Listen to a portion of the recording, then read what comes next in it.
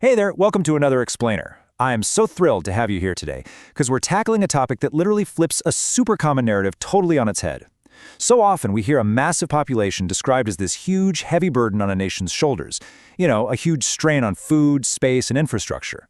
But what if we completely reframe that? What if a population isn't a burden at all, but rather the absolute greatest asset a nation could possibly possess? Okay, let's dive into this. Here is the roadmap for today's Explainer. First, rethinking our greatest resource. Second, building human capital. Third, where do we work? Fourth, the threat of unemployment. And fifth, the ultimate asset. All right, kicking things off with Section 1, rethinking our greatest resource. So I want you to ask yourself, what is a country's most valuable resource? Like, if I asked you to picture a wealthy nation right now, your mind probably jumps straight to sprawling oil fields, endless acres of fertile farmland, maybe deep mines packed with gold and diamonds, right? We've been completely conditioned to think that dirt, water, and rocks are the ultimate prizes. But let's completely pivot away from that traditional answer for a second. Now, what's really interesting about this slide is the contrast between those traditional resources, the land, water, and minerals, and human resources, which are knowledge, skills, and labor. Think about it. Raw materials, they just sit there in the ground doing absolutely nothing. They are kind of useless on their own. It actually requires human beings equipped with knowledge and skills to extract them, process them, and magically turn them into the goods and services that actually drive a real economy. So without the human mind and human sweat, traditional resources are just, well, scenery. The people are the real engine here. Moving right along to Section 2, building human capital. Now that we've established the people are the real resource, we need to figure out the mechanics. How does an everyday population actually transform into something immensely valuable? Well, this brings us to a massively important concept: human capital formation. Simply put, this is the deliberate investment in education and health to make people way more productive. Think about a business owner. If they want their factory to pump out more widgets, what do? They invest cash into upgrading their factory machines. It's literally the exact same concept here, just on a societal level. Governments and families invest in people. By upgrading a person's knowledge and their physical well-being, you are directly upgrading their capacity to generate future income and drive overall development. It's a total game changer. So let's break down the two main pillars of this investment. First up, education. Education improves very specific skills, it expands general knowledge, and it directly creates higher-paying job opportunities. And second, healthcare.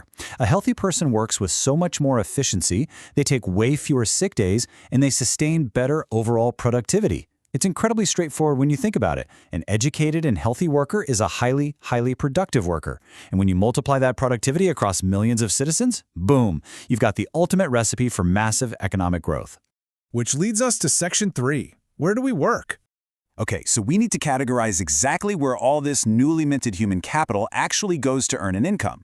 Basically, there are three main sectors in an economy. First, we have the primary sector. This is all about harvesting natural resources straight from the earth, so think farming, fishing, and forestry. Then, moving to the middle column, we step up to the secondary sector. This is manufacturing. It's taking those raw materials we just gathered and actually building something with them, like in factories, heavy industries, and construction. Finally, on the right, we have the tertiary sector. These are services. We're talking banking, teaching, transport, IT. And here's a fun fact for you. In modern developed economies, the vast majority of wealth is actually generated right here in the tertiary sector, not by pulling stuff out of the dirt. This progression is so cool because it brilliantly shows how an economy matures, moving from working the raw earth to manufacturing goods and eventually to providing really complex services. But there's actually a hidden layer to all this work. We divide these actions into market activities and non-market activities. Market activities are exactly what they sound like: work done for a paycheck. Teaching in a school, working on an assembly line, you get the idea. This gets directly calculated into a nation's income. But look at the non-market activities. This is all the unpaid work. Household chores, raising kids, caring for older family members. I actually want you to think about the unpaid chores happening in your own home right this second. While nobody is handing out a weekly paycheck for folding the laundry or cooking dinner, these activities are absolutely foundational. Without them, the market activities literally couldn't function. They are fundamentally and economically vital, even if they don't come with a salary attached. All right, now for the roadblock. Section 4, the threat of unemployment. Look, building all this amazing human capital means absolutely zero if it just sits there completely unused and wasted. The simplest definition of unemployment is when people who are both willing and physically able to work simply cannot find jobs. It's a tragic mismatch of supply and demand. But while we all kind of understand that general definition, there are actually sneakier, highly specific types of unemployment that quietly drain economies, particularly in developing areas. The first hidden drain is seasonal unemployment. This happens when folks are only able to find work during very specific times of the year. Agriculture is the absolute classic example here. A farmer might be incredibly busy during planting and harvesting seasons, literally working from dawn until dusk.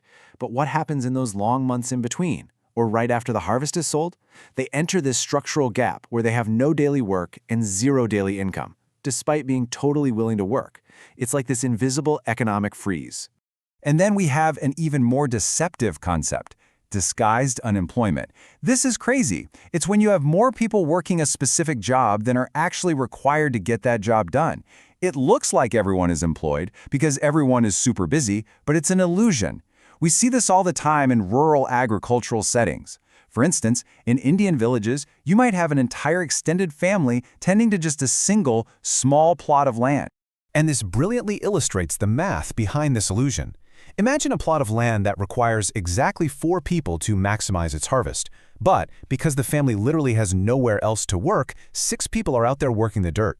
Those 2 extra people are technically working, but they aren't adding a single extra vegetable to the total harvest. If those 2 extra workers packed up and left for the city tomorrow, farm production wouldn't drop by a single ounce. Their potential productivity is being entirely wasted. They are, for all intents and purposes, unemployed, just disguised as workers. When unemployment, whether it's obvious, seasonal, or disguised, really takes hold, the effects are pretty grim. It leads directly to poverty, a massive sense of societal frustration, and chronically low income. But from a big-picture macroeconomic perspective, the greatest tragedy is the sheer wastage of human resources. Every single unemployed person represents lost potential, and that acts like a massive anchor, just dragging down the overall economic growth of the entire nation. Which brings us to our final part, Section 5, the ultimate asset. Let's zoom out a bit and look at the macro view of what happens when a nation actually gets this human capital formation right. Seriously, there's no better proof of concept than Japan. Geographically speaking, Japan is a mountainous island nation with incredibly limited natural resources. They don't have these massive reserves of oil, coal, or rare minerals. By traditional logic, they should be poor. Yet they developed incredibly rapidly into a global economic superpower. So how'd they do it? By ignoring the ground and looking at the people. They achieved their dominance entirely through massive, uncompromising investment in human resources. We're talking building world-class schools, investing heavily in tech training, and ensuring a highly functioning healthcare system.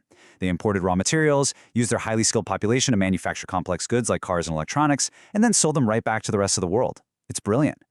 So, the crucial point is this. The sheer size of a population isn't the deciding factor at all. It is the quality of that population.